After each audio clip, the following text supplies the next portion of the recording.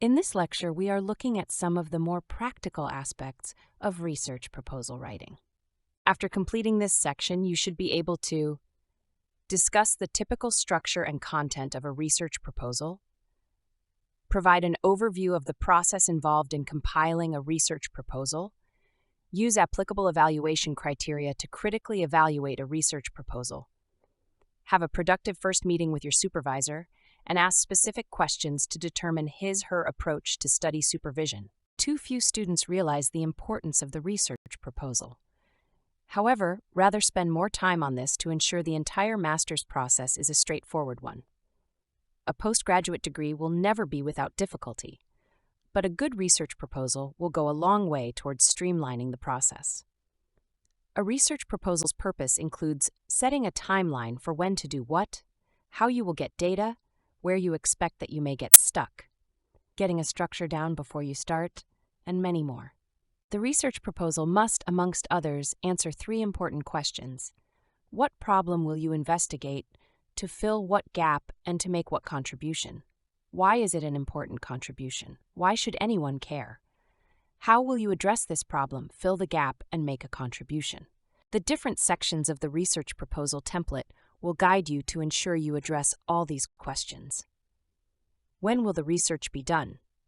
What resources are required to conduct the study?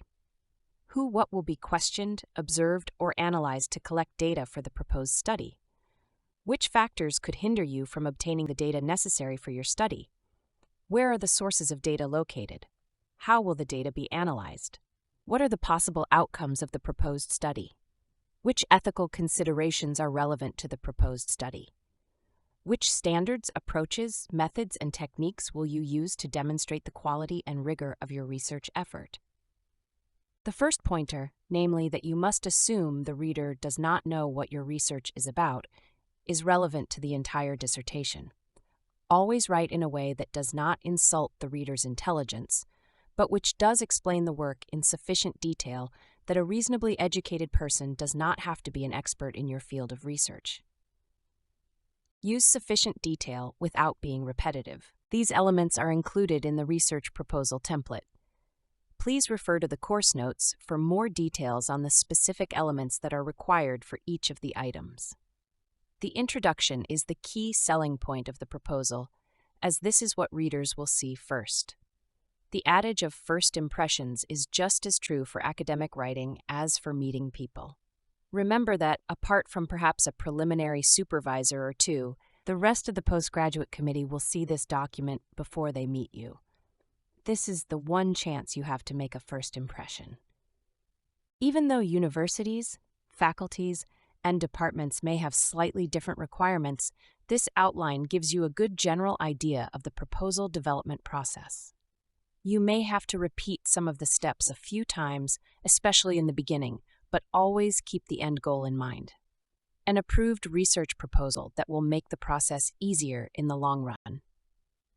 Note that the first departmental approval relates to the topic you want to investigate. Most departments want to approve this first, as it will save you and your preliminary supervisors a lot of time if you work on a feasible topic from the start. Once you have an acceptable research topic, you will start to work with a preliminary supervisor. At many universities, you will be registered already at this stage, meaning that the clock will be ticking. From this point already, consistent work and regular communication with your supervisor is key. Note that the responsibilities of a supervisor are limited and that a postgraduate dissertation or thesis is mostly your responsibility. Not only for the work that goes into it, but also for your time management and communication. At this level, no one is going to check in on you, and there will not be the threat of exams to force you to study. You will be responsible for your time management. Have an honest and open conversation with your supervisors as early as possible in the process so that you know how they prefer to work. A sound relationship with your supervisors can make the process significantly more pleasant. Most importantly, never disappear from your supervisor. Send him/her regular updates on your progress and respect his/her time. Supervisors are also lecturers and researchers and may not be available immediately if you want them to look at your document. Give them sufficient notice and sufficient time to work through it. Make appointments to see your supervisor. Do not just pop in and keep to your appointments. See the course notes for additional pointers.